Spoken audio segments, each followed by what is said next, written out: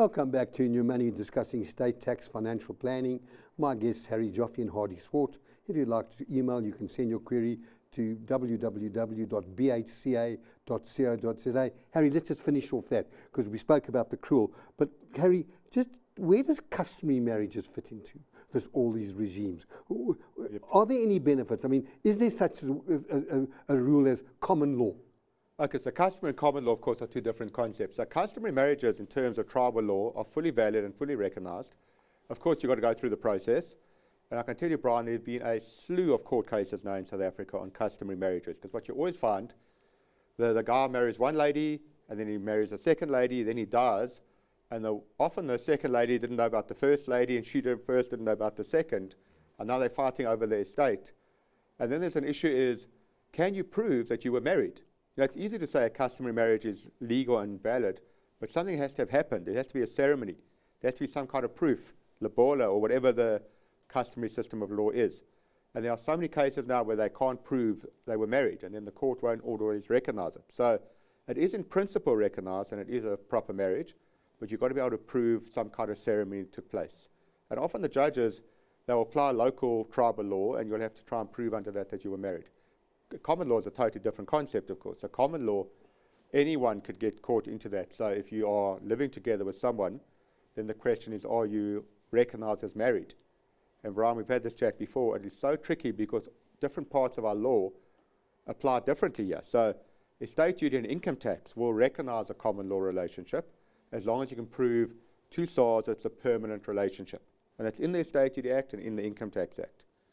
But for interstate succession, for example, or divorce particularly, they don't recognize that. And interstate succession and maintenance, they've had to go to the Constitutional Court, and piecemeal, the Constitutional Court might recognize a relationship.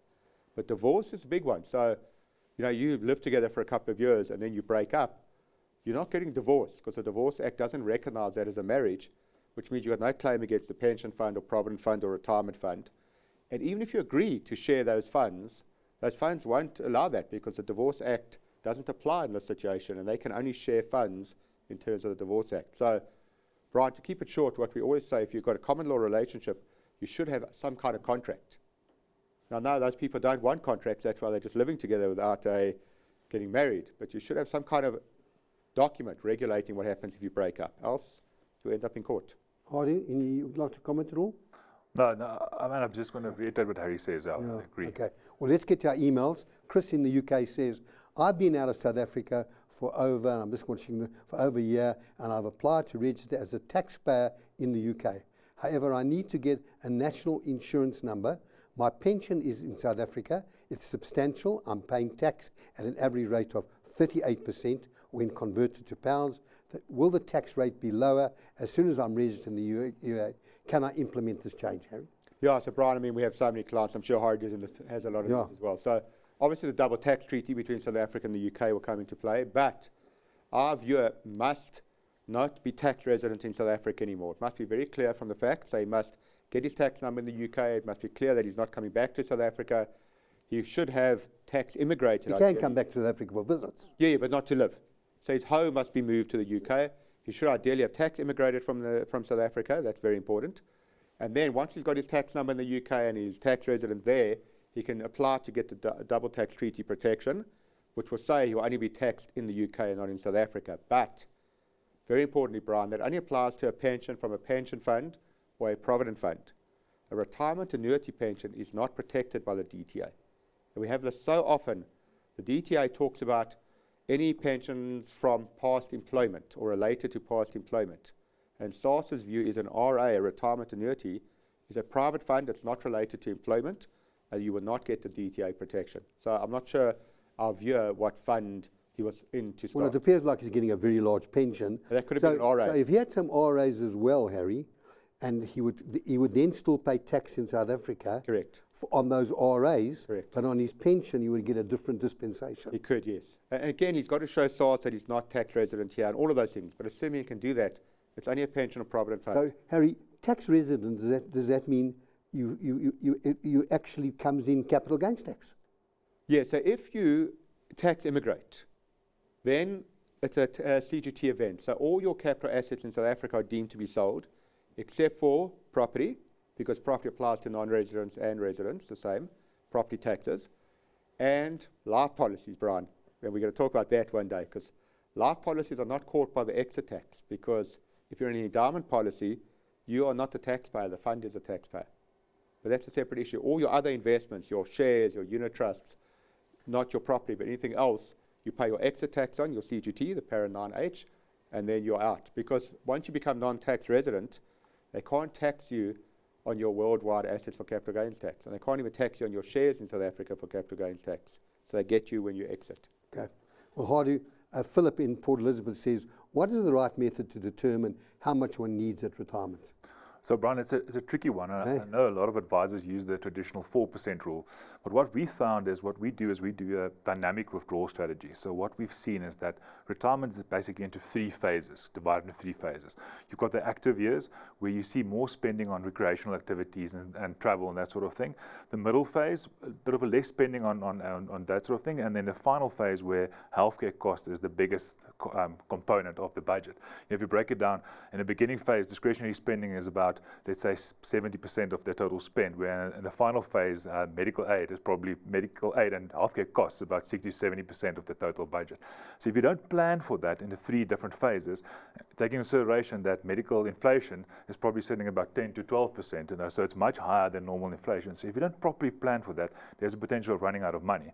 But then also playing around with the idea of, I've seen so many clients that are so frugal with their spending that they end up passing away and the kids inherit a bunch of money. Can never understand. And they never enjoyed retirement. Why parents didn't enjoy their life. Yeah. But you're absolutely right. I mean, what I call active to passive, where you want to spend, and then you get to the stage where you can spend, you just don't feel like it. And then I call it more the frail state, but you're absolutely right. 100%. And when you talk about inflation on medical aid, it's not just medical aid. It's electricity. Look at the latest increases, and it's food.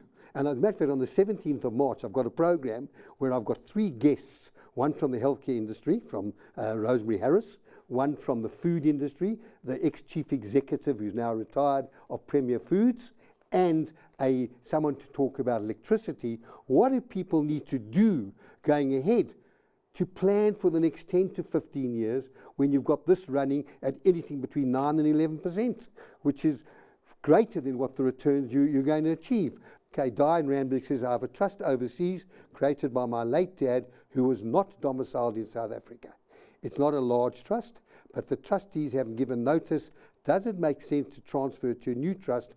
And what are the implications if I transfer the assets into my own name? So here's a perfect example. Small trust, trustees don't want to do it anymore because it's too small. And if they did, the cost would be exorbitant. Can that person just transfer those assets into their own name?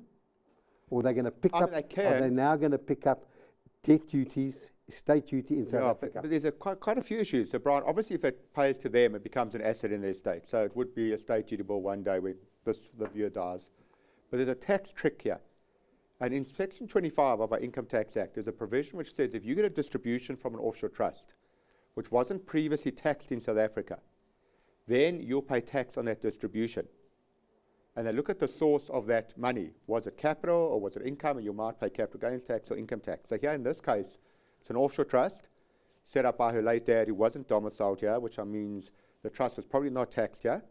And that means when she gets the distribution, it could very well be taxed in her hands. So she might just have to live with that, but she must just be ready for that. When you say taxed in her hands?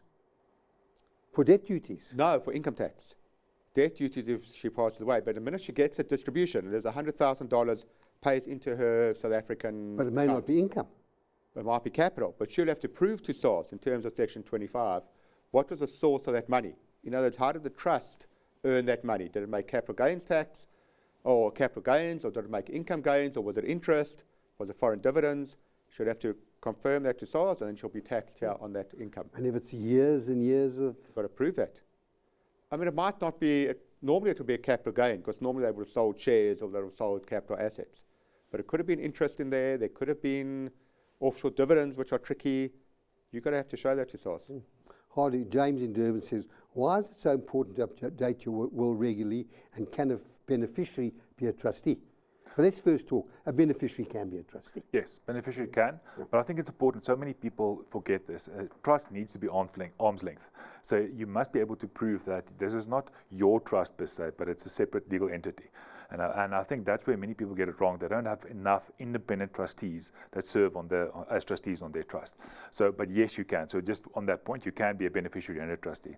Why is a will important? I mean, I can talk from my own experience. I was 16 years old when my father passed away. We had a game farm in Limpopo and a couple of other businesses.